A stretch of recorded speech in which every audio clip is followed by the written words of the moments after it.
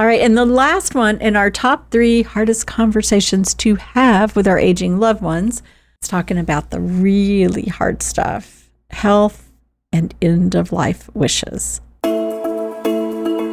Welcome to Aging in Style with Lori Williams, the podcast all about finding the silver lining no matter what life throws your way. I'm Lori Williams, an award-winning senior living expert, author, educator, and caregiver to my husband, Mark. Join me as I share insights, tips, and personal stories to help you navigate the world of senior housing, discover ways to pay for care, advocate for your loved ones, and most importantly, learn how to thrive, not just survive, as you age. Hi, welcome to Aging in Style. Sometimes I like to tackle hard stuff and really hard conversations, and today is that day. So let's talk about the 3 hardest conversations to have with our aging loved ones. What are they? I wonder what you think they are. When I tell you what they are, you're going to go, oh yeah.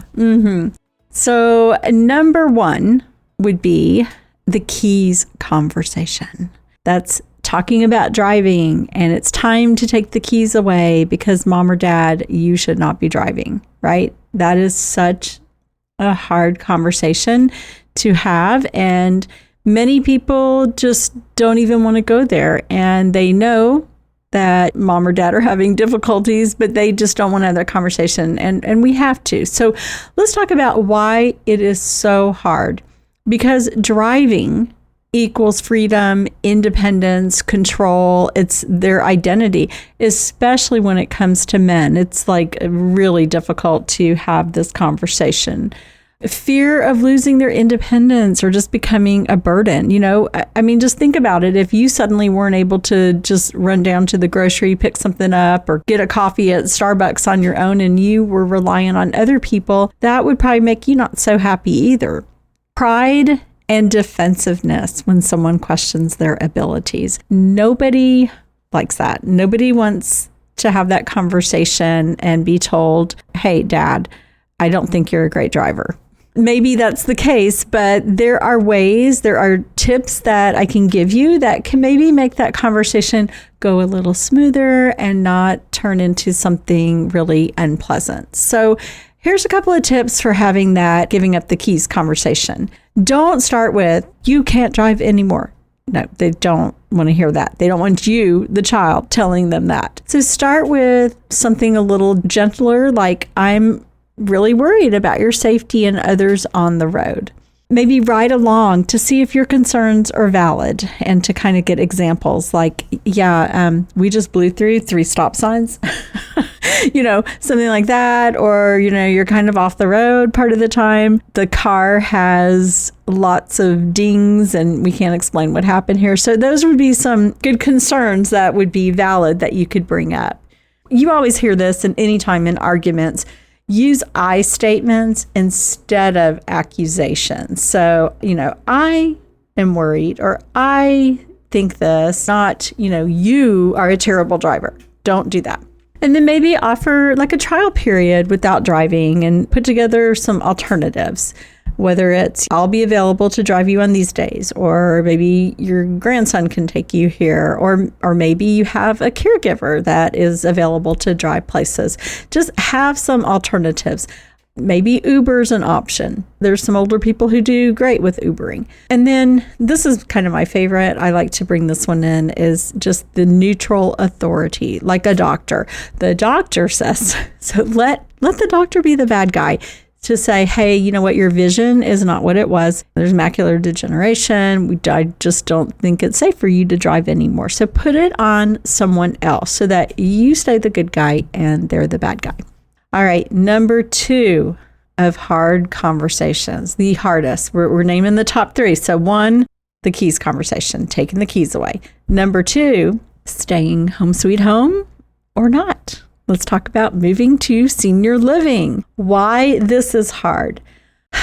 Their home represents just decades of memories and their identity, and there's emotions connected to the home. And I get that myself personally. I've been in the same home for 28 years. I can look in a room and be like, oh, this is where my son Chris took his first steps. This is where my daughter, Abby, I don't know what, this is an awful example, but where my daughter, Abby, at 9 months, pulled herself up on the table and spilled hot coffee on herself. She was fine. I was not, and I yelled at my husband, and it's like a bad memory. But for whatever reason, that's the memory that just came to me. So sorry to my husband to bring that memory up. It really wasn't his fault, but I was kind of mean and overreacted. But anyhow, it just kind of shows you how you have these emotions connected to a place, to a home where your children grew up. You had holidays you celebrated. You had pets. You had just all the different things. Your kids going to the school bus and all these items. We bought this together because it was for a special event or whatever it may be. So it's really hard to kind of break free and feel like, this is my identity, this home I've been in for so long. And many of our older adults have been in their homes 40, 50 years. That's a lot of memories. Also, fear of the unknown. What will my life be like there? And that's a valid concern. They're giving up a way of life they've known forever and going to something else. They're going to be living maybe like in an apartment complex. That's very different from being in your own home. And, they want to feel comfortable with that decision. And it is something that takes getting used to. And it is something that is scary. It's a complete change.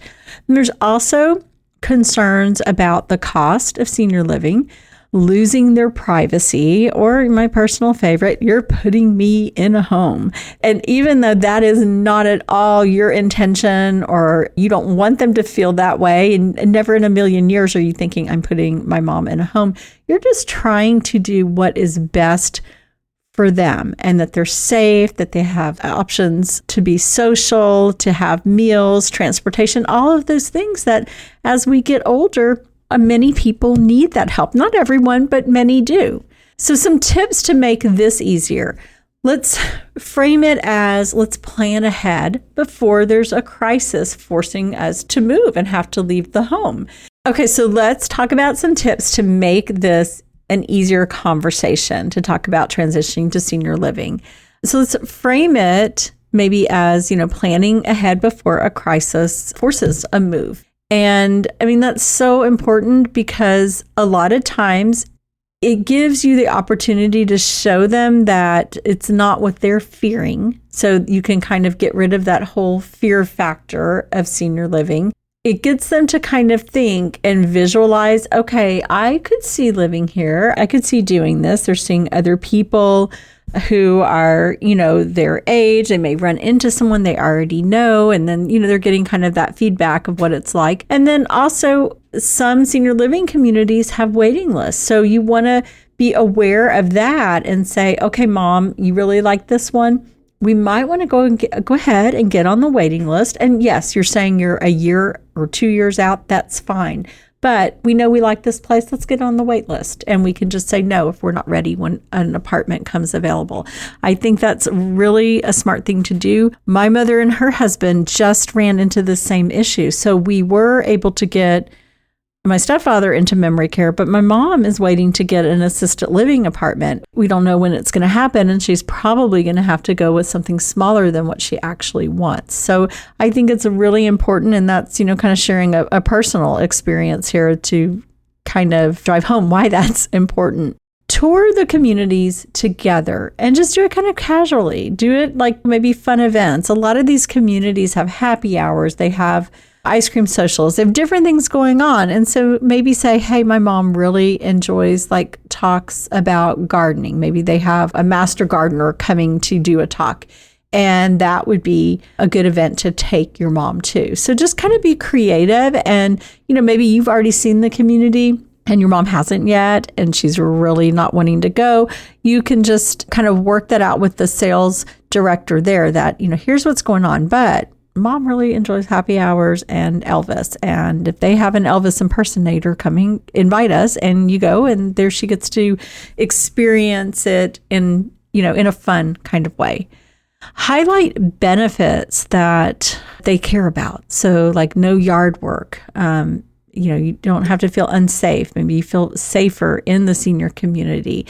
especially if they've been feeling kind of scared and unsafe at home. Social activities, if they really want to get out. Like my mom said to me, she's been in her home caring for her husband with dementia, and she can't do anything. And she said, I just want a life again. I want to do things. And I don't think that is any way something you should feel guilty about saying, because we all deserve a life. I personally am a caregiver. I get it.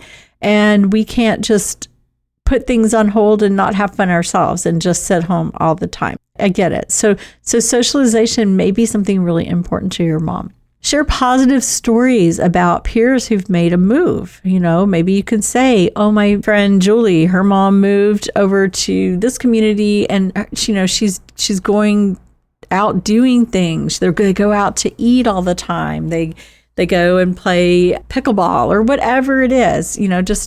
Just share true stories of positive things that have happened with their peers who have moved. If they stay resistant to making a move, just ask, what would have to happen to you to feel ready? And that way you uncover what the fear is, what the objection is. For my mom, I tried to have this conversation with her, and she said, you're trying to put me in a home. Yes, my own mother told me that. And I have worked in senior living over 18 years and host this podcast. But yes, my mother said, you want to put me in a home, which just kind of ended the conversation. I was just like, I was kind of insulted, but I'm like, okay, this is about her. It's not about me. But you know what? When the time's right, the conversation will come up.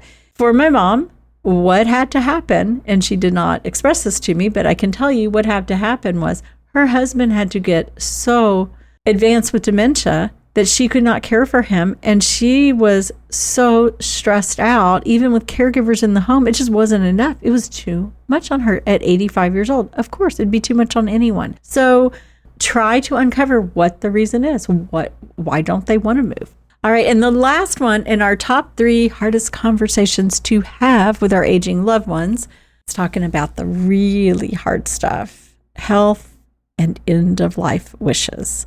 Why is this so hard? Well, you're confronting mortality. And that's something a lot of people don't want to talk about. They want to avoid it. They're not comfortable with that.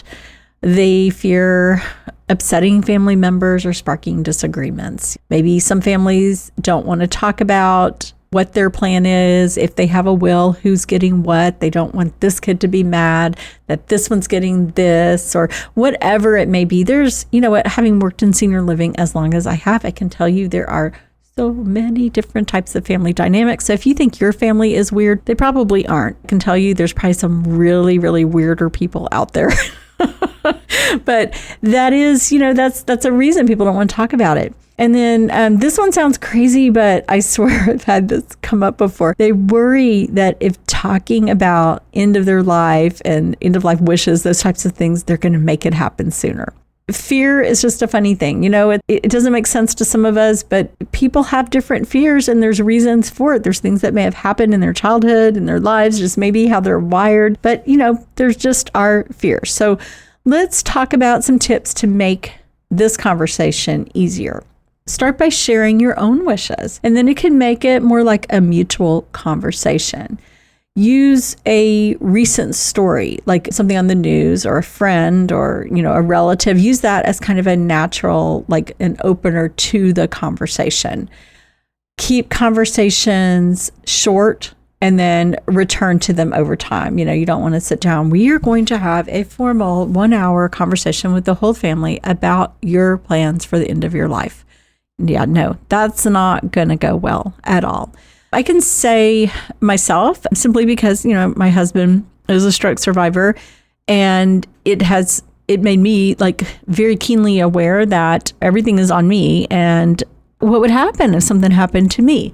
And I didn't want this burden to fall on my kids, who were 26 and 19 at the time of my husband's stroke. So I got really on the ball about getting my life together, getting things in place. So made sure I had really good life insurance policies, double because of my husband's situation. And if he were to need care, get everything together, put a trust in place. I have everything together, and I've had the conversations with my kids. They're not long drawn out conversations that I have with them. I consider this a gift to them that I am giving them all my information, what I want for myself, what I want for Mark, if something were to happen to me. I just want them to not have to worry about this, that everything is in place. They don't have to worry about money. They don't have to worry about what my wishes were, what my husband, what to do with him. And I think to me, and again, maybe this is everyone being different, to me, it makes me able to breathe easier at night, because before I had everything in place, I would wake up in the middle of the night in a panic, like, oh my God, what if I'm like hit by a car? What if this happens? It's just too big of a burden to leave on my kids. I know too much, obviously, working in senior living so long, but also with my husband, it's too much. So I just want to make sure that everything's in place. So they did not have that conversation with me, but that's maybe a way you could have a conversation with your parents. If you have done your estate planning and put things in place, maybe you open that conversation with them. Like, hey, I met with an attorney and I've set up a will, I've set up power of attorney, or I set up a trust, whatever it may be. It's, you're never too young to do these things.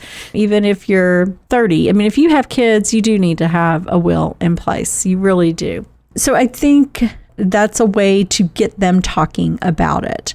Ask open-ended conversations like, if you couldn't speak for yourself, what would you want us to know? And that is kind of a hard one. And, one thing I do know, because my husband can't tell me now after strokes, but we had some conversations, and I know that he does not want to be cremated. He would want a traditional burial. Thank God I know that, because I personally am for cremation for me. But I would never do that, because I know he told me before this happened that he would want to be buried, and that I will honor that. So I think it's important to have that conversation and know the answers to that. What about a do not resuscitate, a DNR?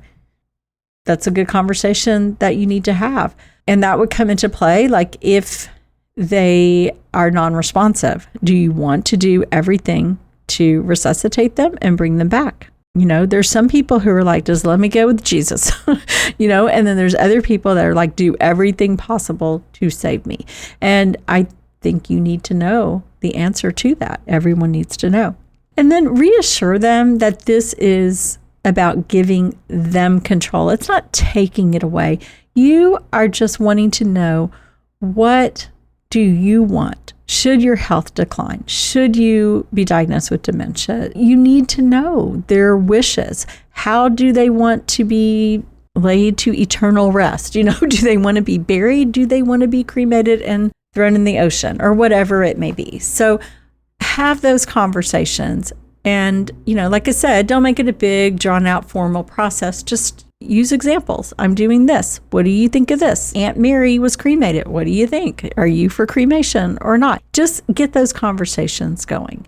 So that's what I have to share with you today. I hope this was helpful. And, the 3 hardest conversations to have now with an older adult. And I challenge you to have these conversations. And it may not be time now to have the keys conversation, but I think it's important to just casually have the, senior living one. And also, absolutely, for sure, like with a gold star, have the end of life wishes conversation. So please share this with your friends, family, neighbors, coworkers. And if you enjoy this podcast, please be sure to subscribe and listen every Friday. All right, we'll talk to you next week. Thank you. Bye-bye.